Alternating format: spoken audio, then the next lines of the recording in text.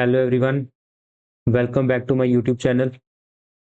Viewers, आज हम एक सीरीज़ को लॉन्च करने जा रहे हैं जिसके अंदर हम from the very basic to advance forex market के सारे कंसेप्ट्स को समझाएंगे।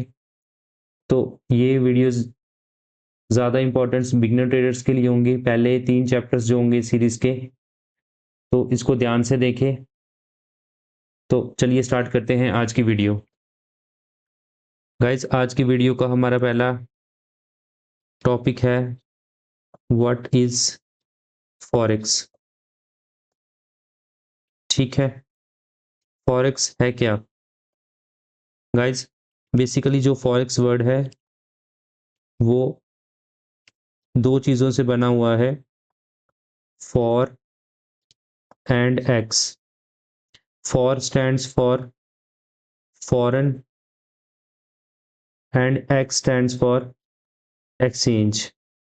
तो आपको वर्ड में पता चल रहा होगा कि ये एक फॉरेन एक्सचेंज है जिसके अंदर करेंसीज को ट्रेड किया जाता है। Currencies are traded.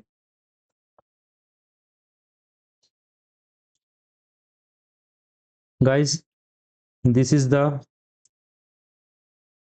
Most liquid and largest financial market।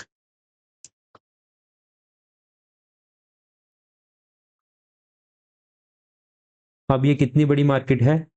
इसके अंदर डेली जो वॉल्यूम है गाइस, वो है अप्रोक्सीमेटली $7 ट्रिलियन का डेली वॉल्यूम। ठीक है, 7 ट्रिलियन डेली इसके अंदर बाय सेल होते हैं। इट इंक्लूड्स, अब क्या क्या चीजें हैं फॉरेक्स मार्केट के अंदर? सबसे पहले है guys concept of currency pairs. अब ये करेंसी पेयर्स क्या होते हैं गाइस, एग्जाम्पल के साथ समझेंगे। एक होता है आपका यूरो यूएसडी और जीबीपी यूएसडी, और भी एग्जांपल लेंगे यूएसडी जेपीवाई। तो ये क्या चीज़ है? ये आपके करेंसी पेयर्स हैं। इनके अंदर ही गाइस पूरा ट्रेड किया जाता है।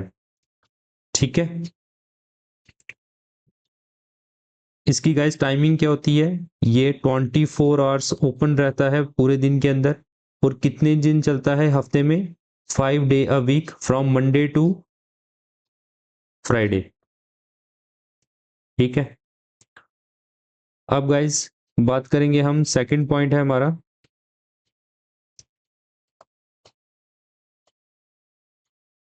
How forex trading works.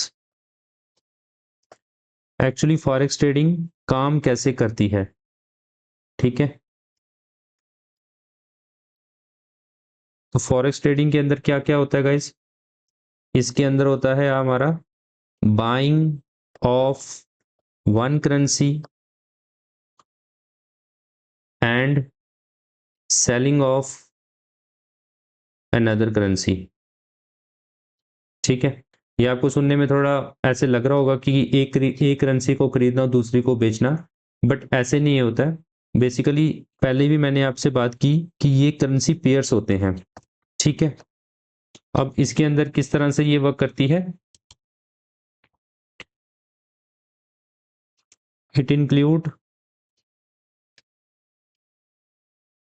Bid and ask price. ठीक है, आप उसको कितने में खरीदना चाहते हैं और वो आपसे कितने में खरीदना लेना चाहता है। ठीक है, इसके अंदर क्या होते हैं गाइस? स्प्रेड्स होते हैं। ठीक है, स्प्रेड क्या होता है? This is the difference between buying and selling price.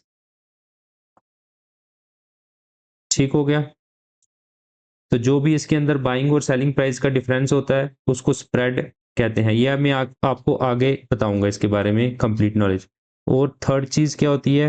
Leverage and margins.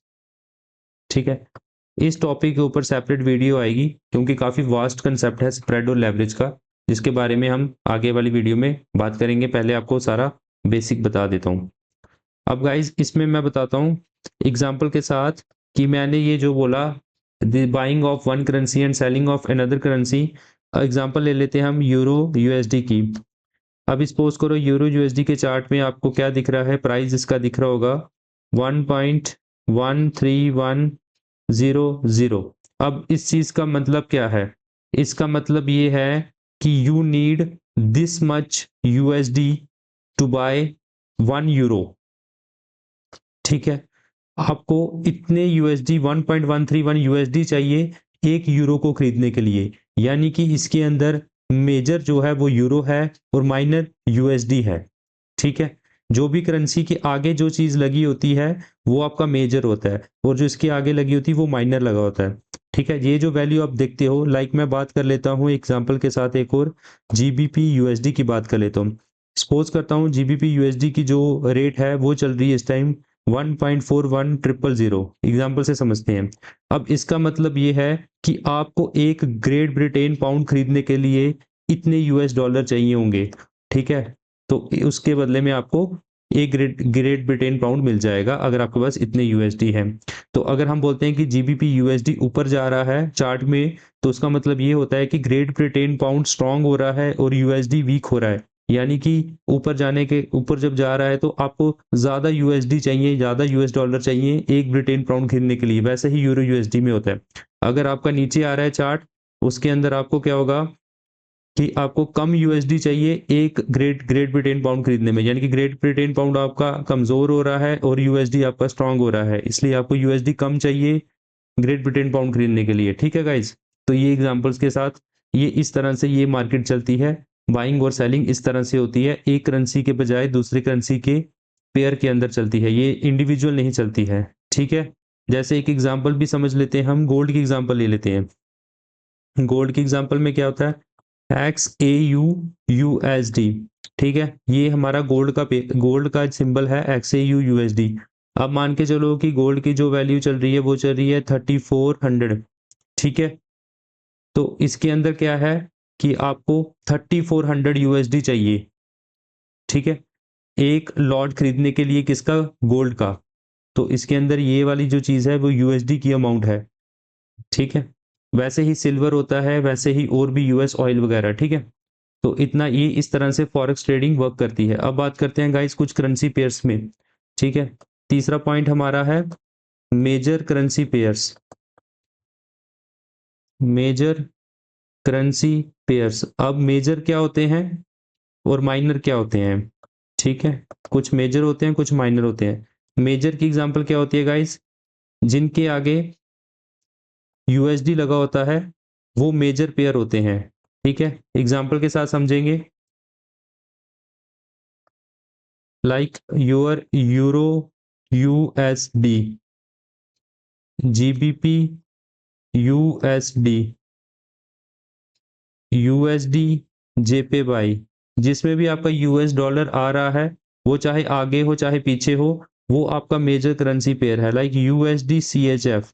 अब ये जेपीवाई क्या है, ये है जापानीज येन। ये सीएचएफ क्या है, ये है स्विस फ्रैंक। ठीक है, और Australian dollar versus US dollar, आपका gold versus US dollar, silver versus US dollar. ठीक, और यूएस ऑयल। ठीक, इस तरह से। अब माइनर क्या होते हैं गाइस, माइनर वो पेयर होते हैं जिसके अंदर यूएसडी नहीं होता है। इसकी एग्जांपल के अंदर क्या क्या आएंगे, आप लेके चलो यूरो एनजेडी, यूरो यूरो और न्यूजीलैंड डॉलर।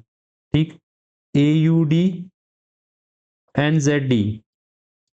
ठीक, AUD JPY, euro JPY। So these are the currency pairs जिसके अंदर यूएसडी की इन्वॉल्वमेंट नहीं होती है, वो आपका माइनर करेंसी पेयर है। ठीक है, अब गाइज हम फोर्थ पॉइंट के ऊपर आएंगे। फोर्थ पॉइंट है हमारा कि फॉरेक्स मार्केट के अंदर पार्टिसिपेंट्स कौन कौन से हैं। फॉरेक्स मार्केट पार्टिसिपेंट्स, कौन कौन लोग इसके अंदर पार्ट लेते हैं और किस तरह से फॉरेक्स मार्केट की फॉर्मेशन होती है। अब इसमें गाइस 3-4 लोग हैं, जिसमें पहला आपका नाम आता है सेंट्रल बैंक्स। आपके बड़े बड़े जो बैंक है यूएस, लंदन, एशिया के अंदर और आपके सिडनी के अंदर, इसके अंदर आते हैं। ये है बेसिकली मॉनिटरी पॉलिसी। ठीक हो गया। सेकंड आपके क्या हैं, कमर्शियल बैंक्स।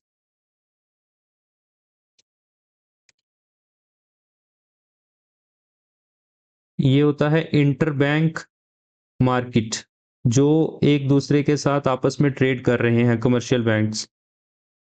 फिर उसके बाद गाइस आते हैं हमारे कॉरपोरेशंस, इंटरनेशनल बिजनेस।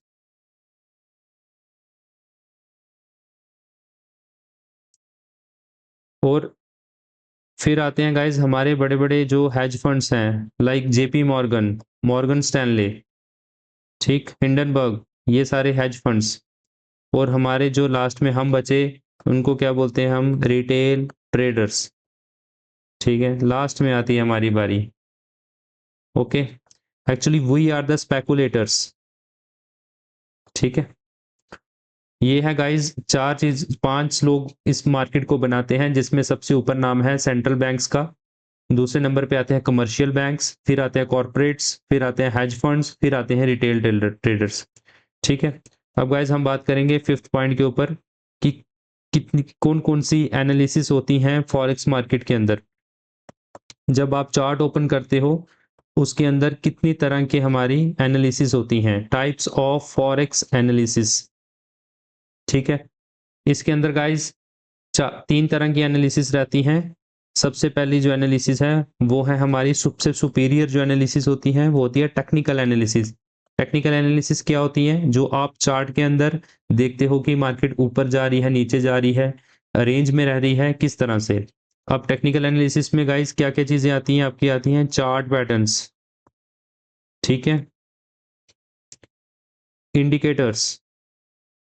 कौन कौन से इंडिकेटर्स आप लोग यूज करते हो एज अ बिगिनर, आरएसआई आप बहुत लोग यूज करते हो, एमएसीडी, मूविंग एवरेजेस। ठीक है, सो ये आपका गाइज ये आता है आपका टेक्निकल एनालिसिस, जो आप चार्ट के ऊपर प्लॉट कर रहे हो। उसके बाद गाइज दूसरा पॉइंट इसमें आता है फंडामेंटल एनालिसिस। गाइज हर एक टॉपिक के बारे में अलग से वीडियो आपको दी जाएगी, फिलहाल आपका ये लेआउट है, इसको ध्यान से समझे। फंडामेंटल एनालिसिस में गाइज आपकी सबसे इंपॉर्टेंट क्या होती है, न्यूज।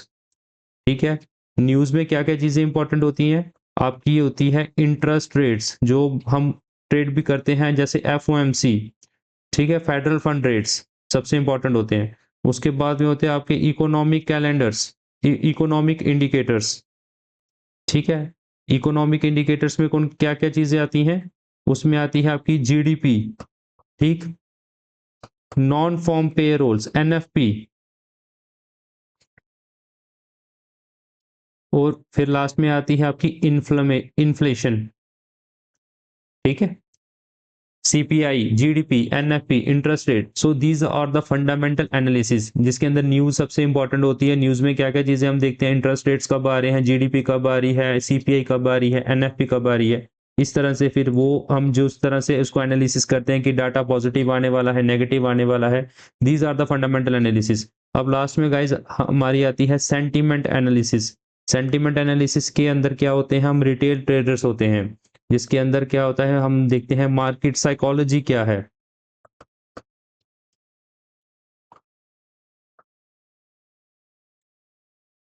And trader behaviour. आपको कुछ समझ नहीं आ रहा, आपने अंधाधुंध बाइंग सेलिंग स्टार्ट कर दी है, सो वो होता है आपके ट्रेडर के ऊपर डिपेंड होता है गाइस, दिस इज सब्जेक्टिव। ठीक है, इसके अंदर क्या है कि आपको मतलब कुछ आपने फंडामेंटल्स नहीं देखे, कुछ टेक्निकल नहीं देखी, खुद ही आप ट्रेड करना शुरू कर गए, वो आपकी होती है सेंटीमेंट एनालिसिस। ठीक है, कि आपको लग रहा है कि मार्केट ऊपर जाएगा, आपको लग रहा है नीचे जाएगा, तो लगने से कुछ नहीं होता गाइस, इसके अंदर प्रॉपर आपको स्टडी करनी पड़ती है, तो जिसके अंदर मैं आपको सब कुछ चीजें बता रहा हूँ। Guys our six point is common trading strategies. अब इसके अंदर बात करेंगे कि हमारे पास कौन कौन सी कॉमन ट्रेडिंग स्ट्रेटेजीज होती हैं। ठीक है। कॉमन ट्रेडिंग स्ट्रेटजीज,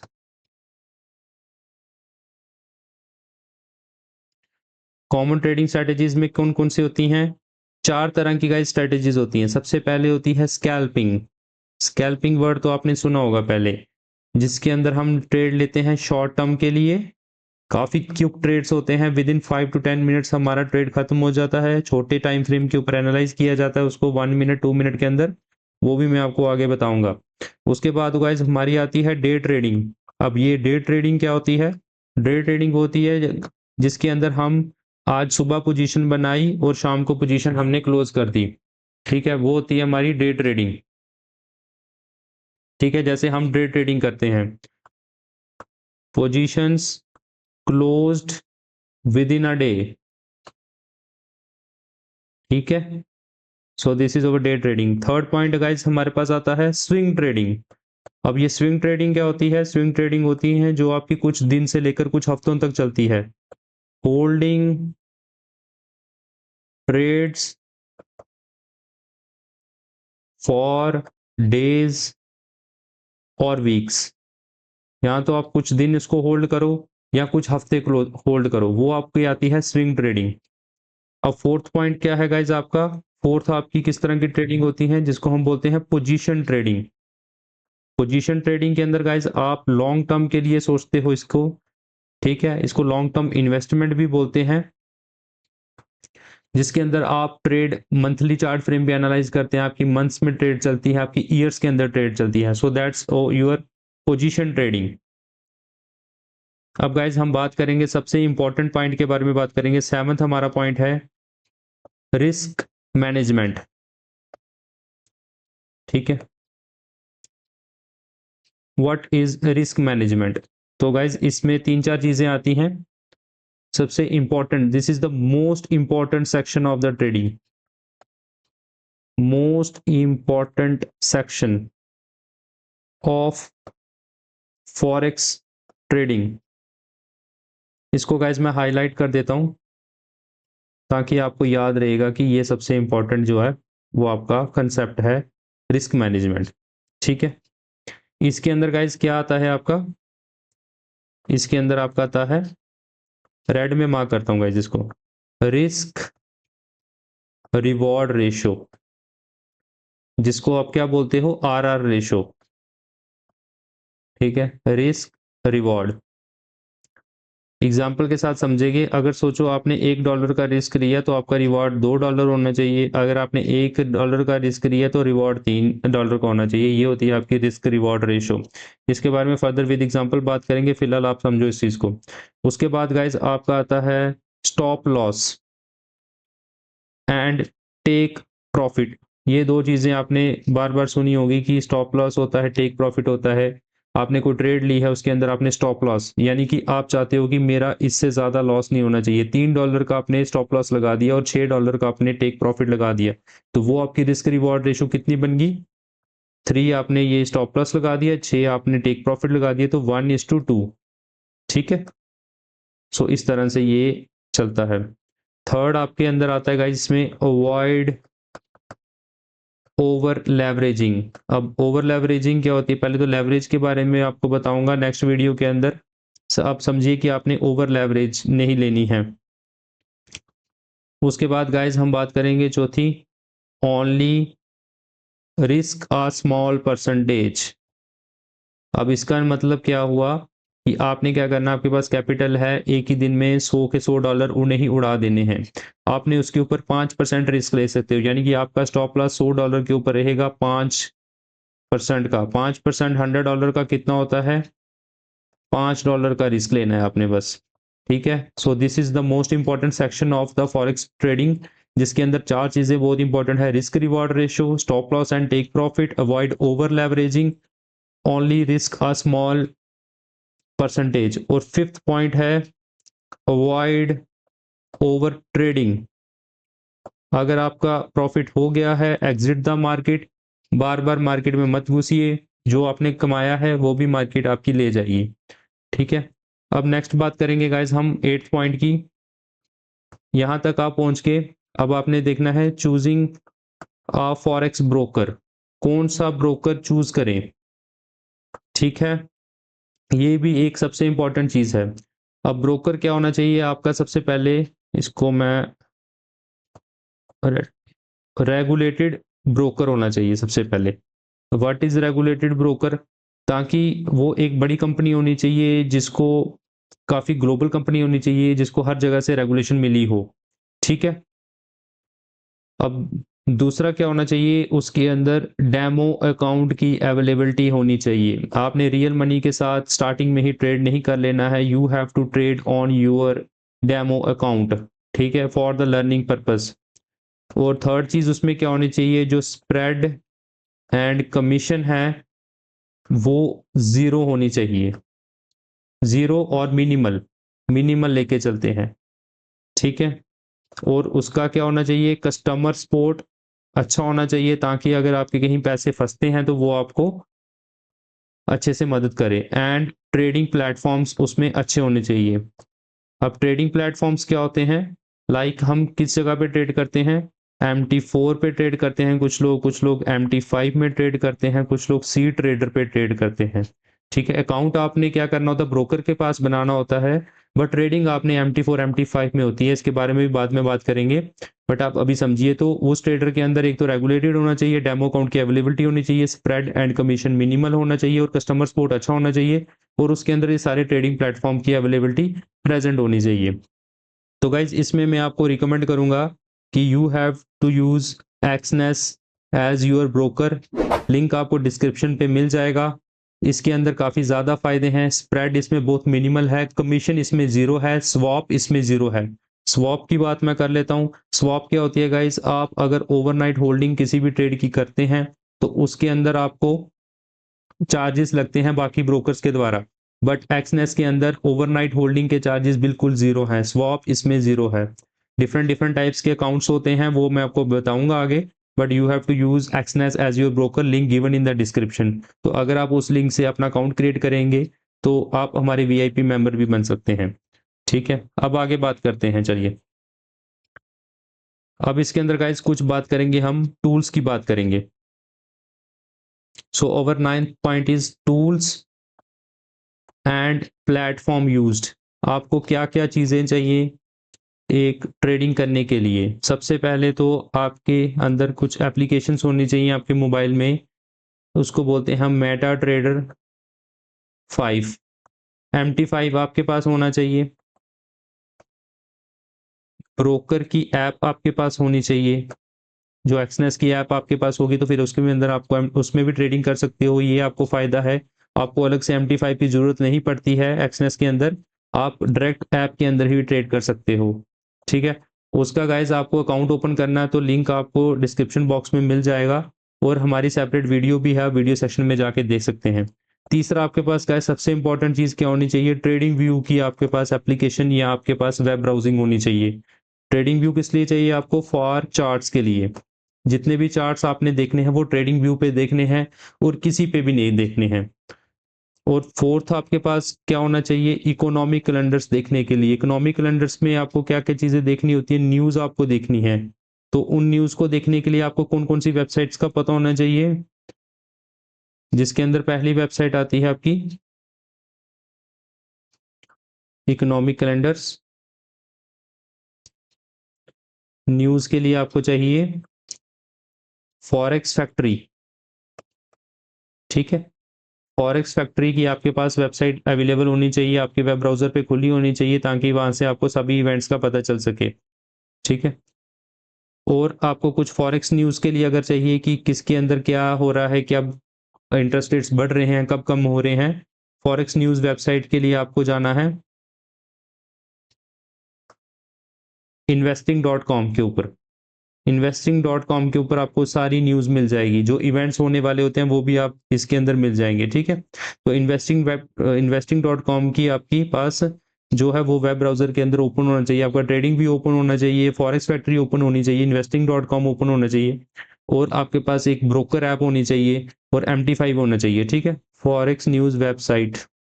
और सिक्स्थ सबसे इम्पोर्टेंट है कि जो आपने हमारा टेलीग्राम चैनल यूज़ करना है, तो उसके लिए आपको टेलीग्राम ऐप होनी चाहिए आपके अंदर, ठीक है। इन चीज़ों के अलावा अपने फ़ोन में कुछ भी यूज़ नहीं करना है, ठीक है। अगर आपको प्रॉफिटेबल ट्रेडर बनना है तो कोई डिस्ट्रैक्शंस आपको नहीं होनी चाहिए। 10th पार्ट हम आपको समझाएंगे कॉमन मिस्टेक्स टू अवॉइड, ठीक है। ट्रेडिंग करते वक्त आपने कौन कौन सी चीज़ों का ध्यान रखना है।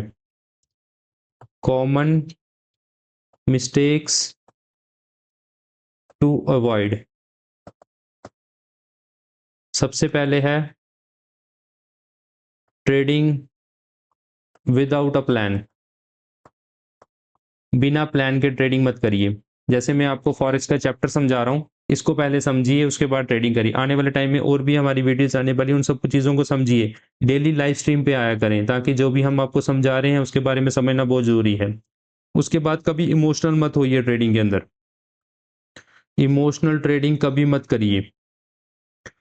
ओवर ट्रेडिंग, बार बार ट्रेड को लेना बिना सेटअप के, और रिवेंज ट्रेडिंग, आपका एक बार लॉस हो गया है, मार्केट से हट जाइए, इन चीज़ों को कभी मत करिए।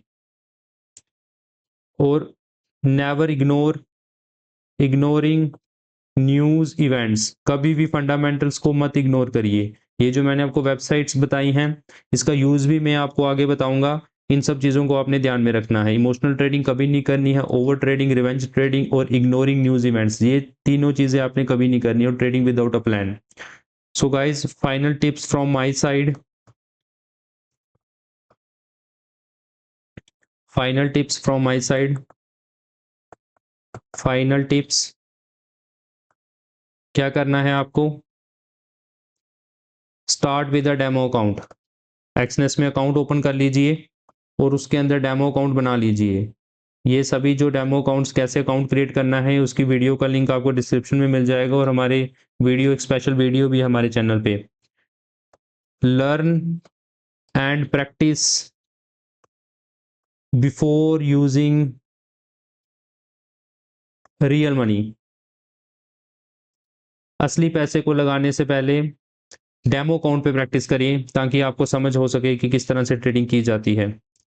कीप एडुकेटिंग योरसेल्फ, अपने आप को पहले नॉलेजेबल बनाए, ट्रेडिंग को सीखें, समझें, फिर यूज करें, ठीक है। उसके बाद क्या करना, सबसे इंपॉर्टेंट चीज गाइस क्या करनी है, बताइए सारे लोग। सब्सक्राइब,